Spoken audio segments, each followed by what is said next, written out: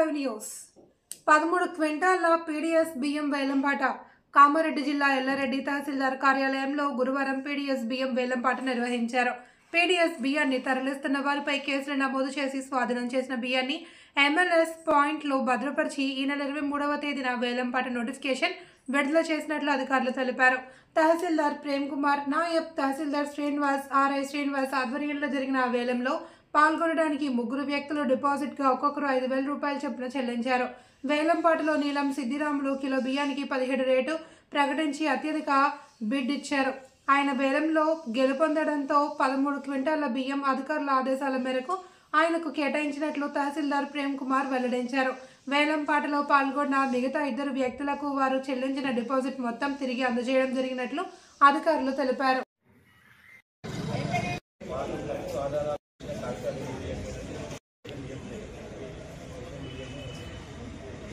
మీరు వేలంలో పాల్గొనాలంటే కంపల్సరీ నీల సిద్దిరాములు, నాగం సందీప్, గుజ్జరి లక్ష్మీనారాయణ ఫీజ్ చేసిన బియ్యం ఉన్నాయి.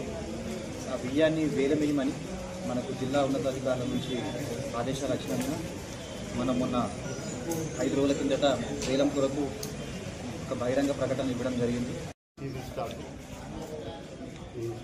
జిల్లా ఉన్నతాధికారుల ఆదేశాల మేరకు గతంలో పీడీఎస్ బియ్యం అక్రమంగా రవాణా చేస్తూ పట్టుబడ్డ వాటిని స్థానిక MLS పాయింట్ గోదాంలో నిల్వ చేయడం జరిగింది. దీనికి సంబంధించి ఉన్నతాధికారుల వద్ద ఎంక్వైరీ కంప్లీట్ అయిపోయి అట్టి బియ్యాన్ని డిస్పోజ్ చేయవలసిందిగా ఇన్స్ట్రక్షన్స్ జారీ చేయడం జరిగింది. స్థానిక తహసీల్దార్ కార్యాలయం నుంచి అట్టి పీడీఎస్ బియ్యాన్ని వేలం వేయటకు గాను ఆసక్తి గల అభ్యర్థుల నుండి బిడ్డింగ్ కోరుతూ 23-24 తారీఖు రోజున మేము బహిరంగ వేలం ప్రకటన ఇవ్వడం జరిగింది.